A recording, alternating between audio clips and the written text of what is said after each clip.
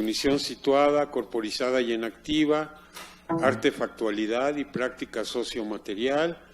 También trabaja temas de epistemología de las ciencias naturales y sociales y de la historia de la física y de la tecnología, de manera tal de que ella complementa con lo que sería ciencia cognitiva y filosofía de la mente los otros 3 módulos del coloquio que tienen que ver con danza, con teatro y con lo relacionado también con lo teológico y la danza sufi y eso, y el deporte, ¿no? Entonces, de veras yo te agradezco muchísimo.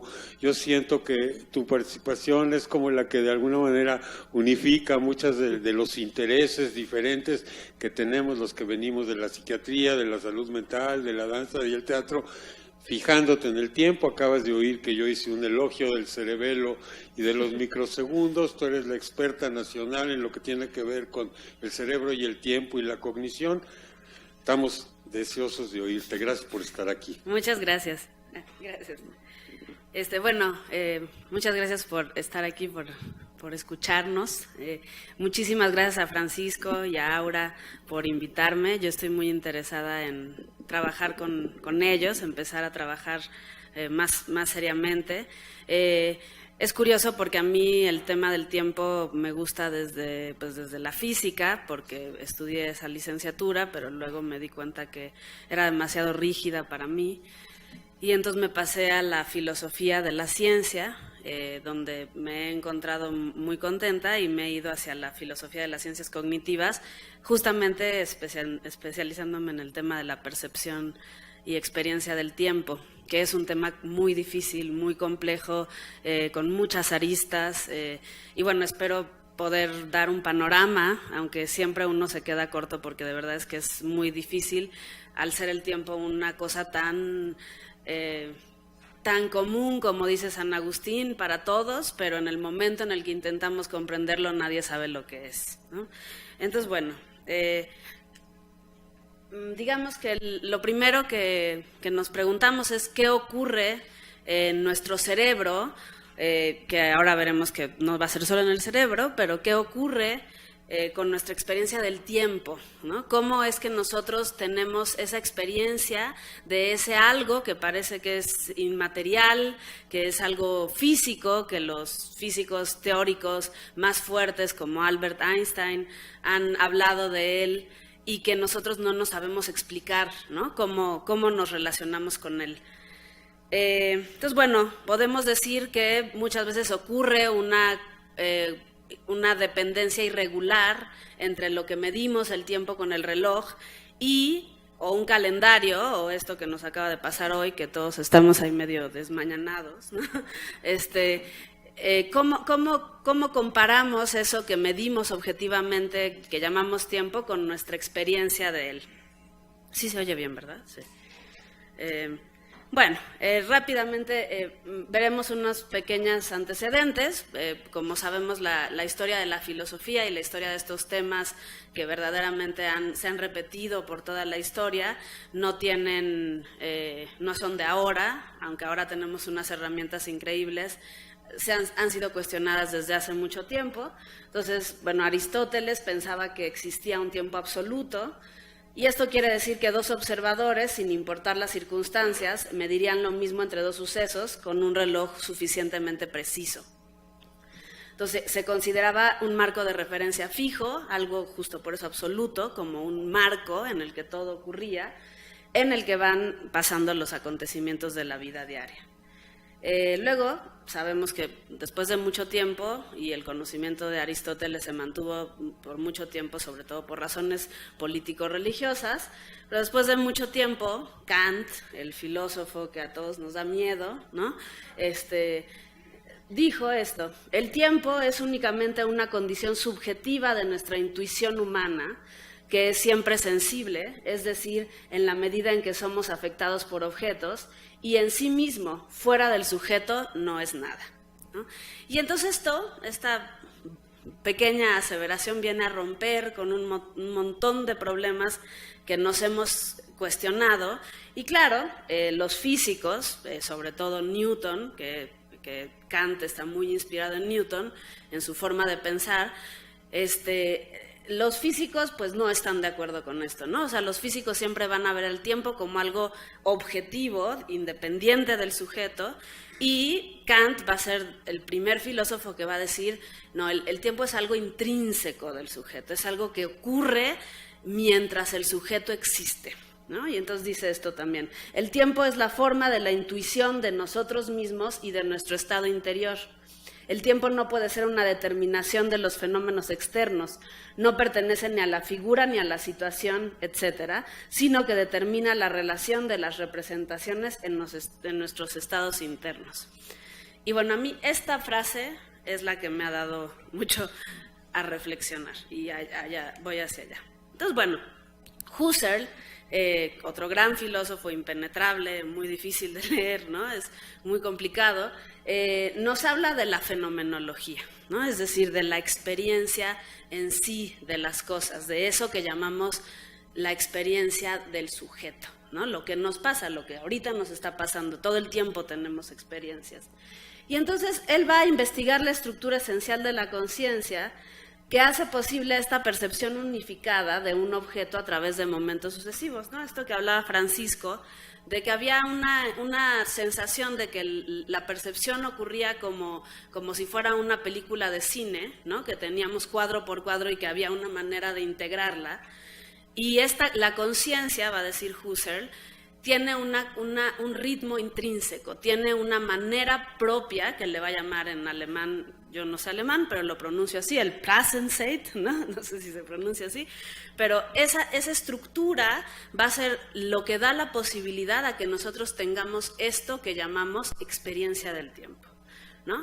Y es aquí donde empieza a ponerse muy interesante, porque William James, este famosísimo psicólogo, empieza a hablar justamente de esta conciencia interna del tiempo y le llama el presente especioso, ¿no? En inglés el specious present, que el specious es más bien como este presente engañoso, ¿no? Este presente que nos toma, digamos, la medida en el sentido de que si pensamos lógicamente, el presente no es más que un momento que nunca podemos agarrar, porque en cuanto pensamos que es presente, ya pasó, ¿no? Entonces estamos atrapados siempre en estar pensando en un presente que nunca podemos agarrar, ¿no? Que en la danza creo que tiene mucho sentido.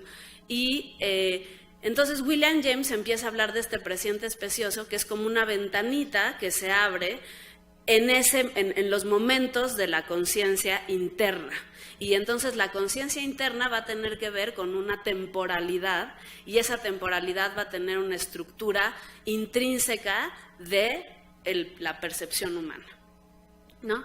Pero entonces Husserl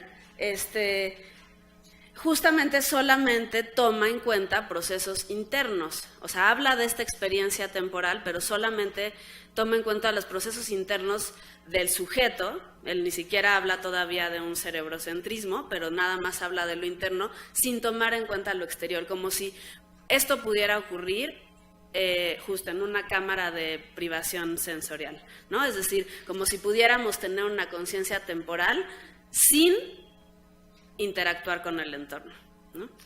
Y bueno, entonces mi propuesta va a ir justo ahí, pero nada más retomando esto, entonces la naturaleza del tiempo va a tener como tres grandes ejes: el tiempo objetivo, que llamamos, que es el de Newton y Einstein.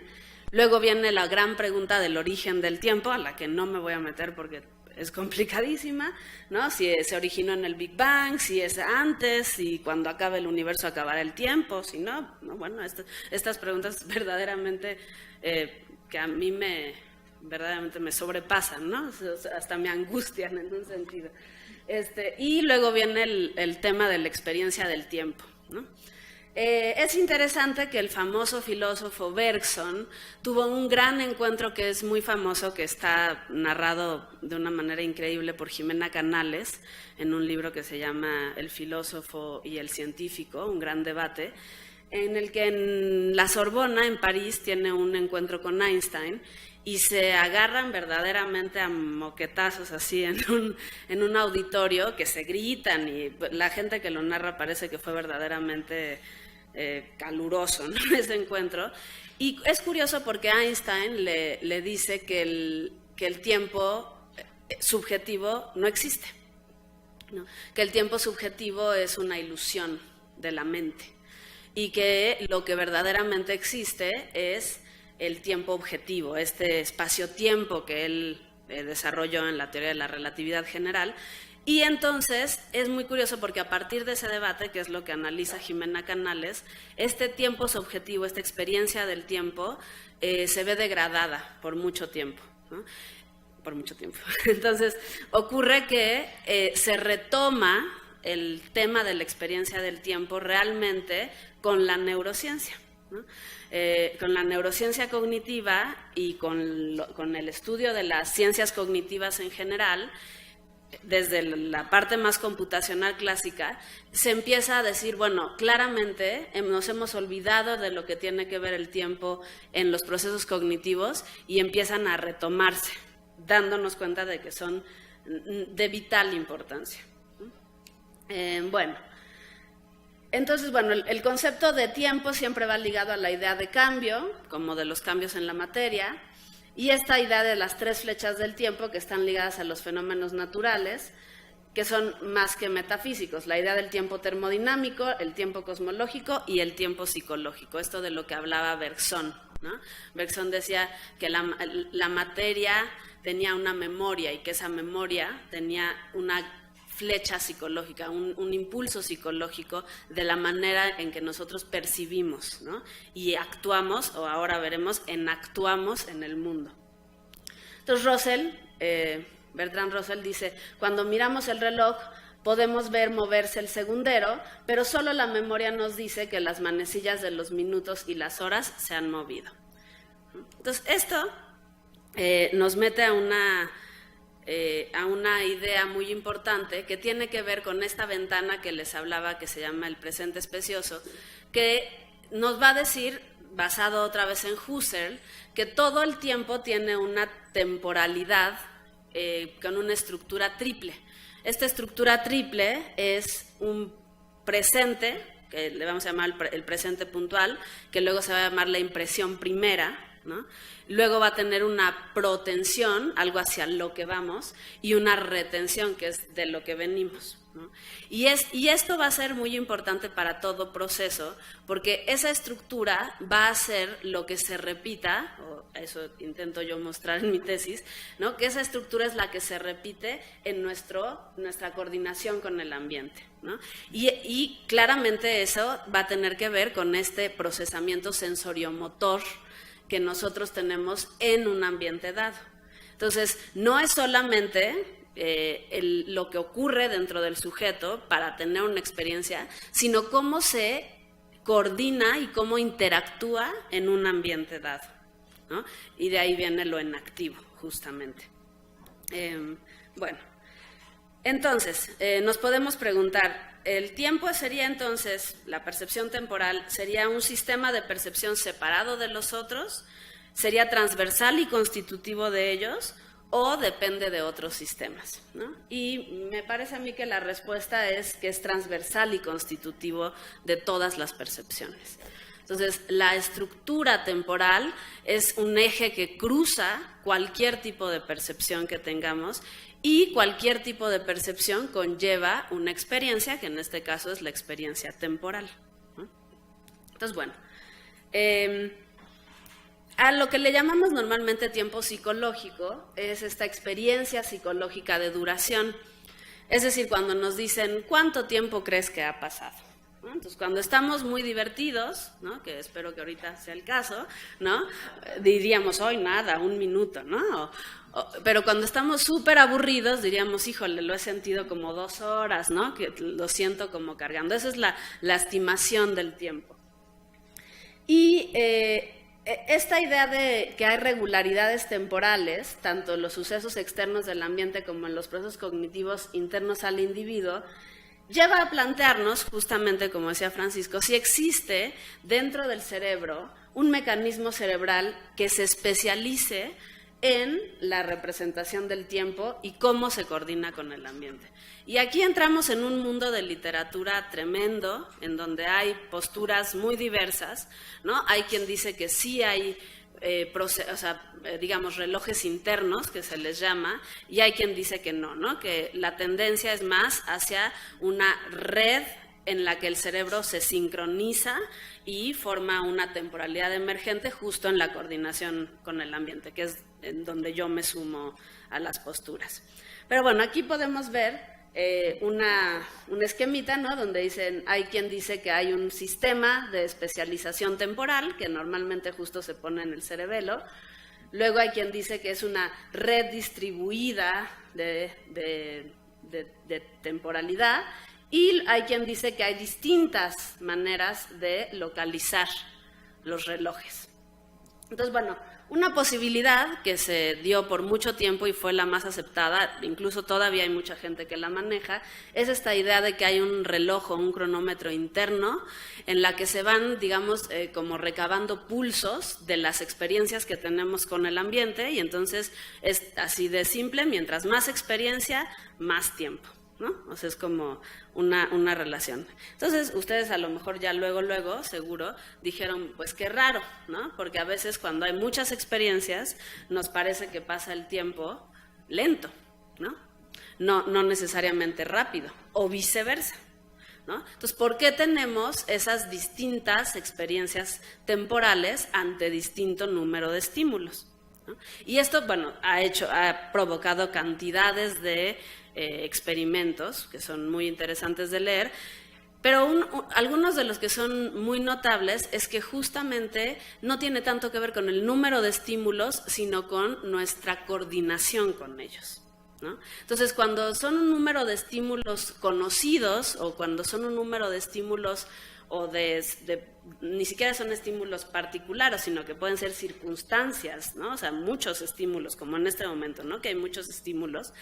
Cuando son estímulos conocidos, esa experiencia temporal parece, digamos, no tener ninguna irregularidad, ¿no? Es decir, nos coordinamos, nos parece que todo fluye, ¿no? O sea, parece que no estamos ni pensando si es muy rápido o muy lento, sino que simplemente se da, ¿no? Supongo que en la danza, esa era una de mis preguntas, pero la quería hacer después, ¿no? De hablar yo, que es cómo se experimenta el tiempo en la danza, ¿no? O sea, cuando estás bailando, ¿cuál es tu experiencia? ¿Estás consciente de que hay un tiempo o te dejas fluir, ¿no? Te dejas ir. Digo, si quieres ahorita lo platicamos, ¿no? Pero esa sería una de mis preguntas. Y bueno, por otro lado, esta noción de que el tiempo puede verse como una propiedad que emerge de la múltiple sincronización o coordinación de las varias regiones del cerebro, o de las varias áreas del cerebro que, como Francisco ya dijo, en esta visión burocrática, ¿no? de las cortezas, ya no funcionan, ¿no? O sea, cuando vemos que hay una sincronización, lo que estamos viendo es que justamente las áreas llegan ante ciertos estímulos que van a tener que ver con la coordinación con el ambiente, nos hacen fluir también. Entonces hay una temporalidad emergente entre el ambiente y nosotros, que esto va a ser muy importante. Entonces, justamente llego al punto, digamos, crucial de lo que a mí me gusta de la experiencia temporal, desde un enfoque situado.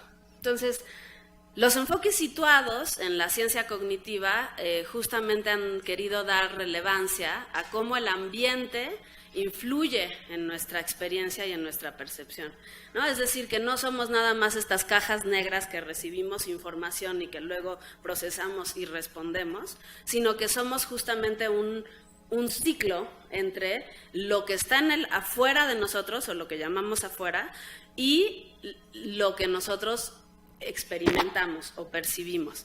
Y entonces el enfoque situado justamente va a hablar de estructuras dinámicas que no son solamente cognitivas, sino que también incluyen sistemas sensoromotores interactuando en el mundo.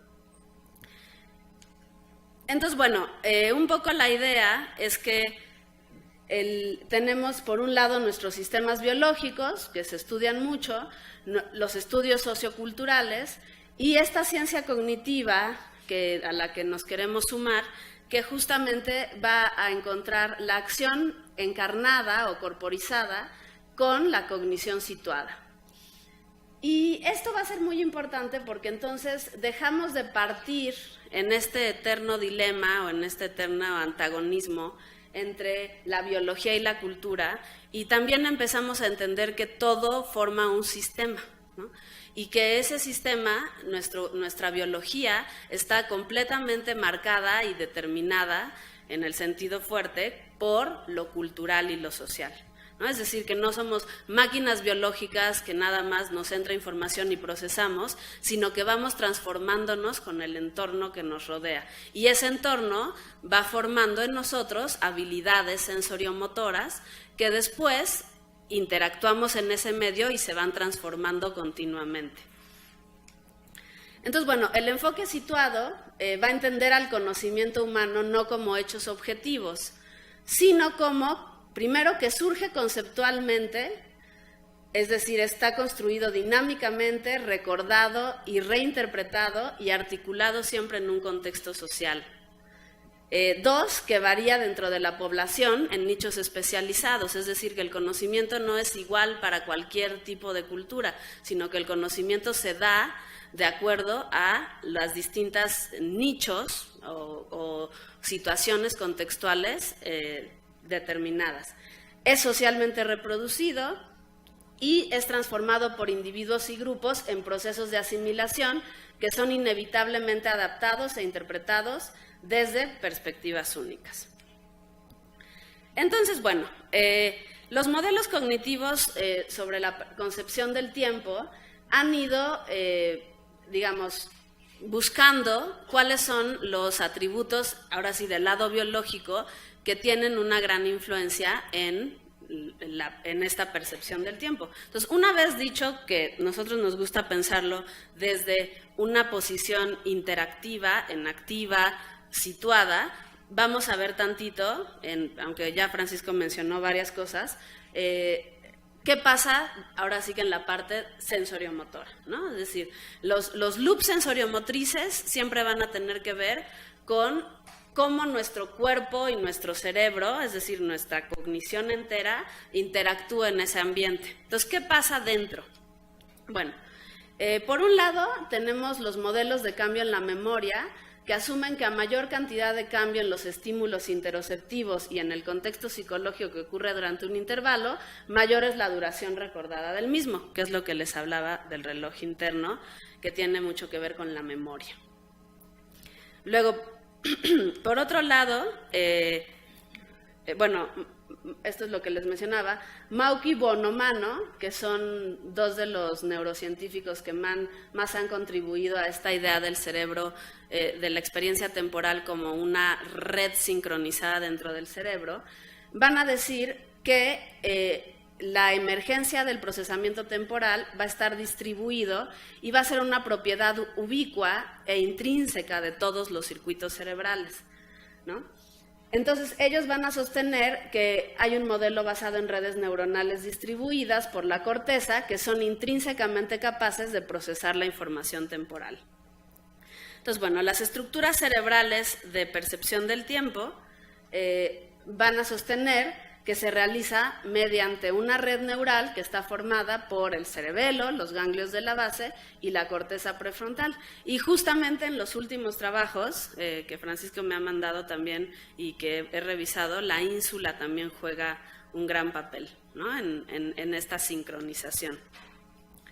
Entonces, bueno, el cerebelo va a ser una parte fundamental porque van a decir, él va a cronometrar, ¿no?, las representaciones temporales de milisegundos de duración, y estas son mantenidas y manipuladas en la corteza prefrontal, que sirve para la función general de la memoria de trabajo. Entonces, aquí va a entrar otra gran área de literatura, que son las escalas de duración de procesamiento. Entonces, se suele partir Varela, ¿no?, y desde el enactivismo lo partió en 3 escalas. La primera escala, que es justamente esta, la de milisegundos, que tiene que ver con cómo la información es justamente, digamos, recibida, ¿no? No digamos procesada porque nos mete en el rollo computacional, sino recibida. Y esa recepción lo único que hace es activar potenciales de acción y redes neuronales, ¿no? Luego viene la escala 1, que es justamente la de la integración sensorial, que le llaman. esa integración sensorial justo tiene que ver con ya la sensación. Y luego viene la escala 10, que puede ir de 3 segundos a 10 segundos, es muy amplia, dependiendo de los estímulos que estemos teniendo, ¿no? Entonces, esto siempre va, y claro, va a influir además en esa escala, que ya es la de la experiencia justamente, van a influir, claro, factores como la edad de la persona, ¿no? El estado hormonal en el que se encuentra, la carencia o privación de sueño que pueda tener y su estado emotivo, ¿no? Entonces, no es lo mismo estar, que eso también puede sonar una verdad obvia, pero es de esas cosas que, ¿no?, empiezan a estudiarse, empiezan a tomar una gran importancia, que no es lo mismo estar en un lugar con muchísima alegría de estar ahí, que cuando nos acaba de ocurrir alguna cosa trágica, ¿no?, o triste. Todo eso modula nuestras experiencias y todo eso va a conformar parte de cómo esté en ese momento nuestra red de sincronización neuronal, ¿no?, que viene del cuerpo. Por otro lado, también se ha estudiado mucho que la dopamina es uno de los neurotransmisores que van a tener gran influencia en cómo se modula la experiencia temporal. Pero bueno, estas cosas las hacen muy bien los neurocientíficos y hay mucha literatura al respecto. Desde el lado de lo filosófico, a nosotros nos ha llamado mucho la atención la idea de entender entonces la experiencia temporal desde estos enfoques sensoriomotores y enactivos. Y bueno, otra de las cosas que también se han estudiado mucho es cómo la atención deforma el tiempo, ¿no? Esta idea de cómo mientras más le ponemos atención a algo o menos, mientras más atención le ponemos, el tiempo parece ser muy corto, mientras menos atención le ponemos, el tiempo parece expandirse, ¿no? Pues también son todos los factores que se meten en ese saco de experiencia temporal que tenemos. Y bueno, la memoria, como decíamos, ¿no? Entonces, Eagleman es un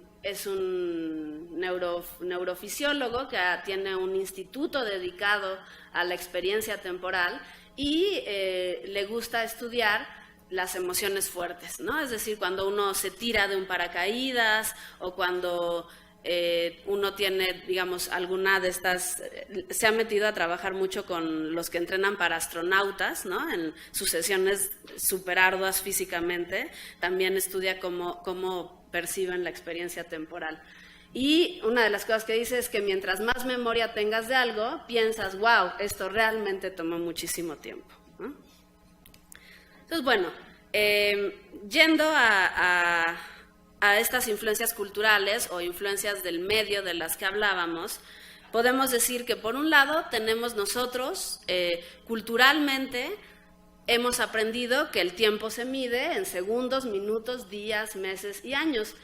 Pero esto es una construcción social. Los niños, ¿no?, y también hay muchísimos estudios al respecto, no pueden representarse esas duraciones de tiempo, ¿no? O sea, de 0 a los 4 o 5 años, para un niño el pasado puede ser ayer o hace un año o hace 2 y el futuro básicamente no existe, ¿no? O sea, es como algo que verdaderamente cuesta mucho trabajo proyectar.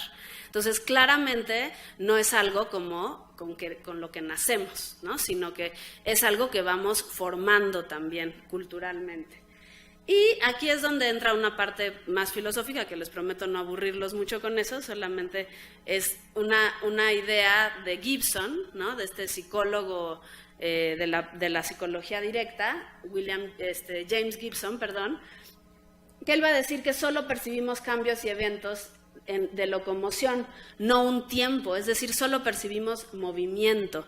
El tiempo, va a decir él, es una abstracción que hacemos a partir de esas percepciones del movimiento que tenemos. Entonces, nosotros en realidad lo que vivimos es el movimiento, ¿no? Y entonces, también va a decir que los conceptos espaciales también son una abstracción. Tanto el tiempo como el espacio se convierten en una abstracción conceptual, no en algo que de hecho esté ahí. Obvio, en contra de Einstein, perdón, pero ¿no?, en contra de las grandes, digamos, héroes físicos. Entonces, bueno, la teoría sensoriomotora y las afordancias. James Gibson también plantea un concepto que a mí me gusta mucho y me parece que teóricamente formaliza una manera de entender el mundo, que es el concepto de afordancia, que en inglés es affordance, del verbo to afford, ¿no? La traducción todavía como que no se logra mucho, pero bueno, lo que se usa actualmente es la afordancia, que es una postulación de que las contingencias ambientales son parte constitutiva de la experiencia. Es decir, esto que les mencionaba al principio, de que sin el ambiente no existiría nuestra experiencia temporal.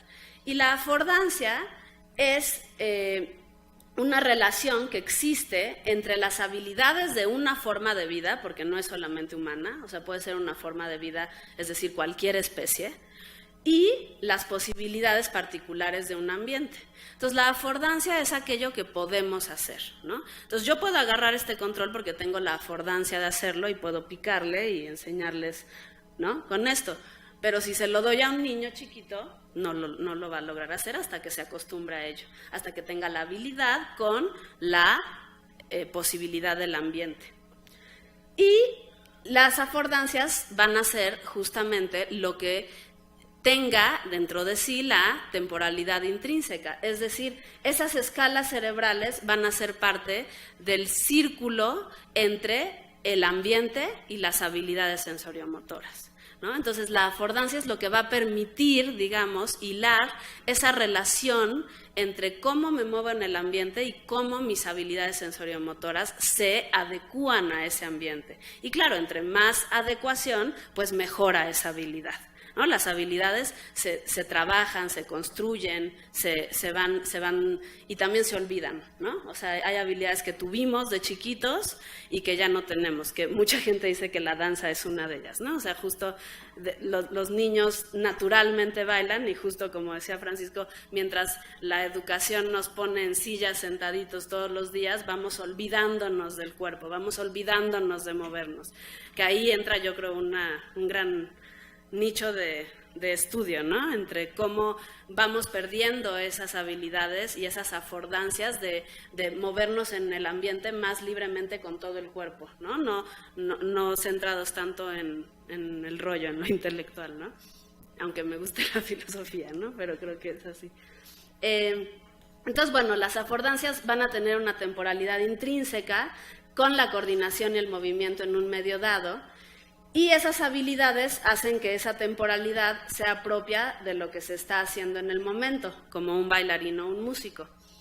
Y también esa temporalidad es constitutiva de la experiencia y de la forma de percibir de la gente. Entonces, bueno, como conclusiones, podemos decir que se necesita un modelo encarnado y situado de las representaciones del tiempo.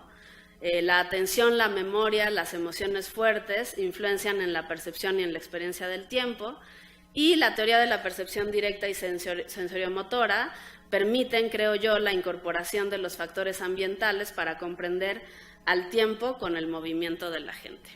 Muchas gracias.